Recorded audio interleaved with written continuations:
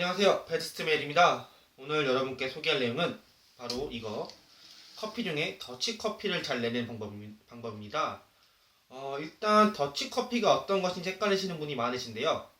물이 한 방울씩 떨어져서 원두를 적시고 그리고 그 물, 즉 커피를 마시는 게 더치커피고요. 원두가루를 가득 담고 거기에 또 물을 가득 채운 뒤 하루나 이틀 뒤에 거름망을 통해 걸러 마시는 커피를 콜드브루라고 합니다. 이 두 종류의 이름 등을 헷갈리시는 분들이 많은데 그냥 저는 이렇게 간단하게 분류하고요. 이거는 맛의 차이도 분명히 있습니다. 개인적 의견으로는 오래된 원두가 있으신 분들은 그거를 콜드 브루를 이용하시고 신선하거나 바로 갖고 오시는 원두가 있으시면은 그냥 이렇게 더치커피로 내려주시는 걸 추천해드립니다. 자, 더치커피를 내릴 때는 이것만 기억하세요. 물이 떨어질 때 물이 원두를 다 적셔서 한 방울이 되어 밑으로 떨어지면 그게 되는 겁니다. 만약 원두가루를 통과할 때, 자, 이게 원두가루를 담는 곳인데요. 원두가루를 통과할 때 한쪽으로만 통과를 하거나 아니면 통과를 못하고 위에 물이 그냥 그대로 고여있으면은 나중이라도 한 방울씩 떨어지는 분들이 굉장히 맛이 쓰게 나와요. 왜냐면 한쪽으로만 계속 나왔기 때문이죠. 자, 이게 가장 중요한 포인트고요. 자, 이제 한번 해보도록 하죠. 일단 지금 여러분께 보여드릴 제품은 제가 네이버에서 싸게 가장 구입한 제품입니다. 물론 100만원 넘는 제품도 있는데요. 그렇지만 아까 말했듯이 원두를 다 적셔서 내려오는 한 방울이 중요한 거지, 이거보다 더 저렴한 애들 혹은 DIY라 그래서 이제 페트병이나 주사기 키트를 사서 만드시는 분도 계시는데요. 맛이 다르지 않습니다. 맛은 원두의 종류와 퀄리티 그리고 물을 잘 타고 내려오나 이거지 비싼 제품이 더 잘 만들어지거나 맛있지는 않습니다. 물론 에스프레소 머신의 경우는 다르지만 이 경우는 좀 달라요. 이 더치커피는. 자, 다시 본론 들어가서 여기다가 일단 커피를 넣는데요. 여기도 이제 거름망 기본적으로 하나 있어요. 근데 이 거름망은 이제 여기서 커피 내려오면 나오는 이제 부유물, 찌꺼기들을 걸러줄 수 있지만 여기서 이제 기름, 이제 유분기, 원두도 기름, 콩이기 때문에 콩기름이 나오는데 그 기름을 잡아주지 못해요. 물론 이제 좀 느끼하게 드시고 싶으신 분들은 안 걸으시는 분도 계시는데 저 같은 경우는 느끼하게 먹지 않기 때문에 꼭 걸러줍니다. 일단 이런 일반 커피 드립에 막는 이제 필터를 사용하는데요. 자, 이렇게 돼보는데 좀 작아요. 좀 크네요.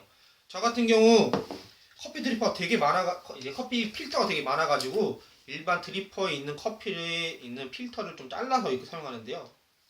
이 자른다고 문제가 딱히 생기지 않아요. 그리고 제가 여지껏 많은 이제 필터를 비교해본 결과 커피 필터 이거를 잘라서 쓰는 거랑 새 거랑 별 차이가 없어요. 때문에 그냥 이렇게 가볍게 하세요. 가볍게. 괜히 이걸 또 딱 맞춰 자르면 자른 대로 또 좋겠지만 글쎄요. 마지막 필터 일단 기름을 걸러주긴 하는데 이 정도는 기름의 맛을 느끼는 어떻게 상관없겠죠. 자, 그리고 이제 여기다 이제 커피를 넣습니다. 저 같은 경우는 커피를 4스푼 넣는데요. 자, 여기다 좀 따로 커피를 보관하고 있고요. 이렇게 보관합니다. 여기서 이거를 냄새 너무 좋네요. 자, 일단은 저는 이렇게 가득 담으면 이게 10g이더라고요. 이 10g을 여기다가 한번 넣어주고요. 넣어준 다음에 이걸 이제 4번 넣는 건데요. 그 전에 커피 필터를 아까 넣어줬고요. 그리고 자, 이제 이거를 한번 흔들어줘야 돼요.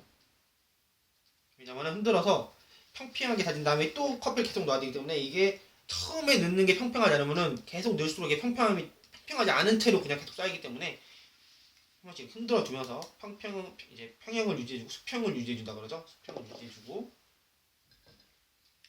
이제 또 한 숟갈 넣습니다.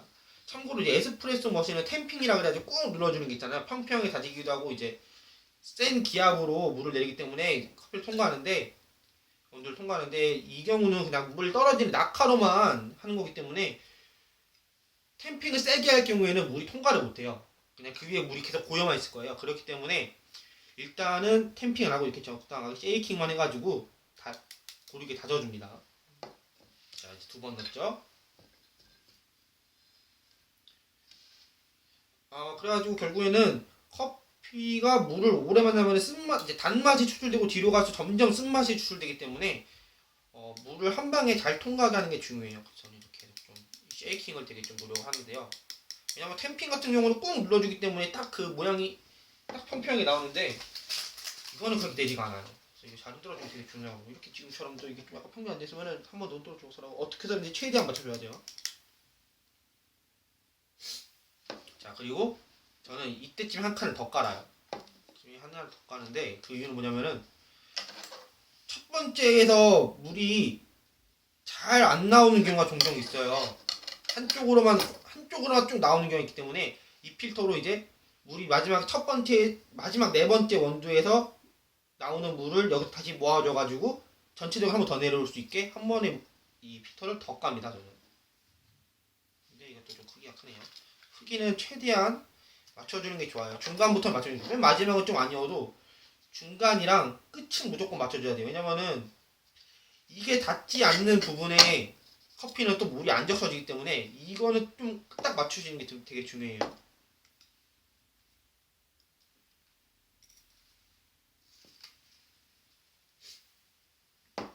좀만 더 다릅시다. 좀만 더 다르고요. 그리고 중간에 이건 마지막에만 전화 원래 했었는데 요즘에 좀 생각이 바뀌었어요. 일단 여기 이거 물 담는 데인데요. 물을 담아 줍시다. 물을 담고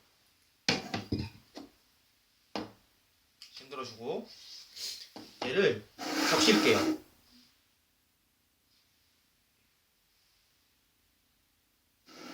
물을 좀 딱 제대로 가기 위해서 딱 이게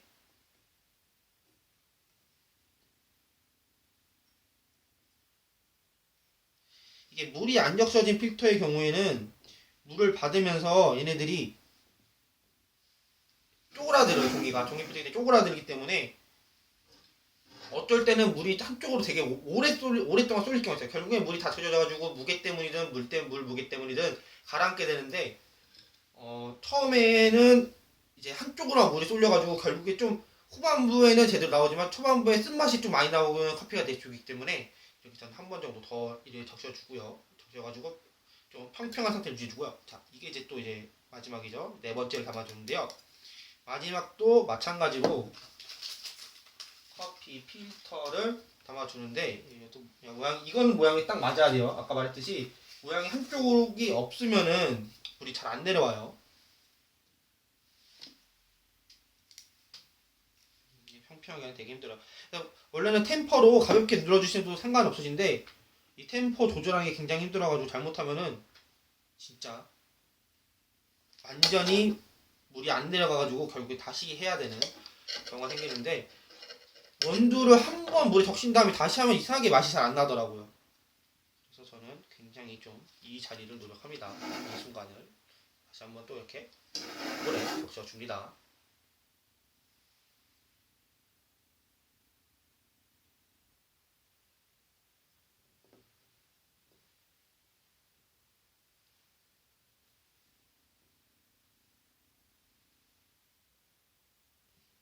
적셔서 보시면 이거 이제 딱 커피랑 원두랑 이렇게 종이 필터가 딱 이게 바닥에 붙었는지 확인해 주셔야 돼요. 이게 떠 있으면 안 돼요.